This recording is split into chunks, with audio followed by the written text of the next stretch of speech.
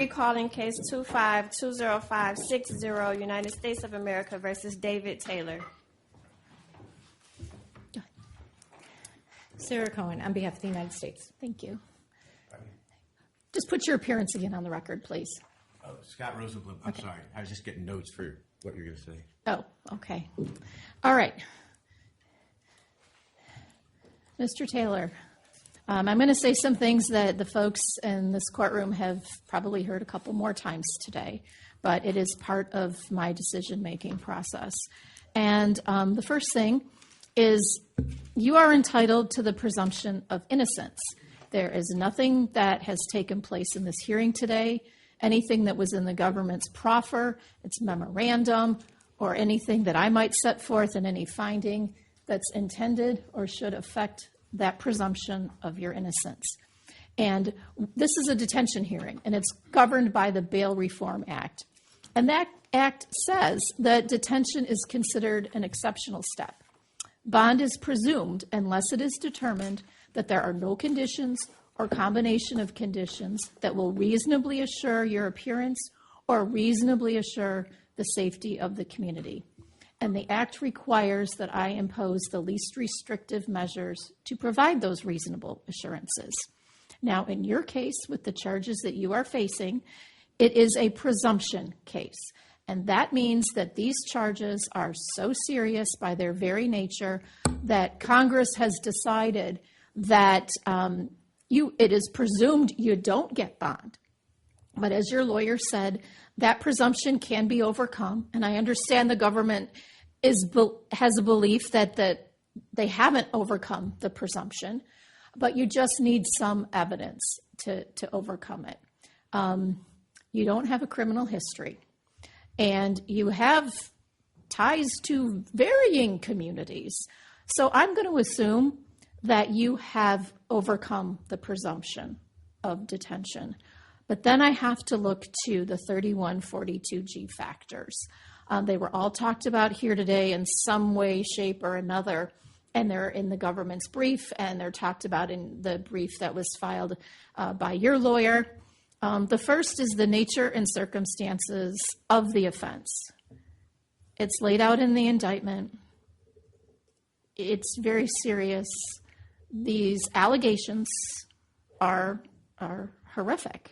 I understand that this is ostensibly a church, but from where the court sees it, it has serious questions. If churches that I know don't operate in this manner, and this is a presumption case, and so this factor, the nature and circumstances of the offense, and I understand you have what you have telling me a formidable defense to what is laid out in the indictment and the nature and circumstances. But what I'm looking at, it's serious. It weighs in favor of detention. Then I consider the weight of the evidence. It's not the weight of the evidence of your guilt or innocence. It's the weight of the evidence as to your risk of non-appearance or danger to the community. And as to your risk of non-appearance, the government has set forth here today and in its memorandum, that you have some financial means, potentially. I don't know if it's super significant for you to go a lot of places, but what's really concerning about me is that you have ties so many different places, in so many different states, and you have supporters, I'm hearing, of 200,000 people, and that gives me some concern that you are a risk of non-appearance through your ties and your supporters. And they only have to convince me by a preponderance of the evidence. And they've come really close to that. But I'm mostly concerned about the danger to the community. And they have to show clear and convincing evidence. And I look at what's set forth in the affidavit. Those aren't just, there's allegations, yes, but there's actual text messages that are set forth that enhance what's in the affidavit. And then I heard in the government's proffer today, and I understand this is an ongoing investigation and they are still uncovering things. And the things that they have told me today that they have uncovered are very concerning, very disturbing, and, indicative of your dangerousness. And I think your history and characteristics as well. You don't have a criminal history. And by your lawyer, you've been, serving in this ministry, and you have supporters here who believe in you.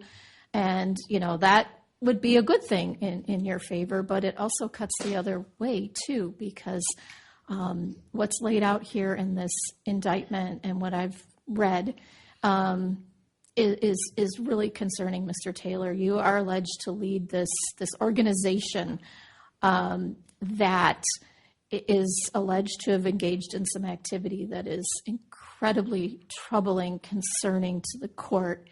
So I think this all speaks to your dangerousness to the community, and I know your supporters completely disagree, but you don't have all just supporters. There are people who, you're going to have your witnesses at trial that say none of this happened. They're going to have their people that tell a very different story, and that's not unusual in situations like this. But from my vantage point, I'm extremely concerned. I'm also really concerned because there's no real good place right now for me to tell you where you could go, where you would be. No, you let me talk. Okay. You've talked. I know you proposed an address in this district that hasn't been vetted by pretrial services. I have no idea where that is. You don't have, you have some ties to this district. There was a church place here. But I'm not convinced that anything pretrial services has offered. I think one of the bond conditions of your co-defendant was to be completely separated from the church. I don't think that's possible here. I don't think there's any bond condition where you're proposing to live in North Carolina. That's still part of this whole organization. That's still part of it. And your supporters, if I understand what the government's saying in their investigation, part of that is to protect Mr. Taylor. And I don't know how the extent that protection might go. But Mr. Taylor, I think the only way I can keep the community safe and, to separate you from this organization, that's the only bond condition I could think, that would I could possibly consider. I don't know how to do it at this point. And bond requires trust. And, you say there's some discrepancies in the pretrial services report. But for me, I could see that you weren't completely forthcoming with the pretrial services officer. And I have a problem with that. That's your opportunity. And it doesn't appear that you were fully transparent. These allegations, what the government said in its proffer, I understand that the co-defendant, that individual did get bond, but I think these supporters heard, earlier in the case before this, I look at the cases individually, and your particular role, these particular allegations, what the government has said in its proffer, I do not believe, and I understand that we've got 2 pretrial services report that recommended bond with conditions, but from my vantage point, I do not believe that any of those conditions are sufficient to really assure your appearance and assure the safety of the community. And I know this ruling will come as a great disappointment to all of you who are sitting there, who are supportive of this, but that's my decision.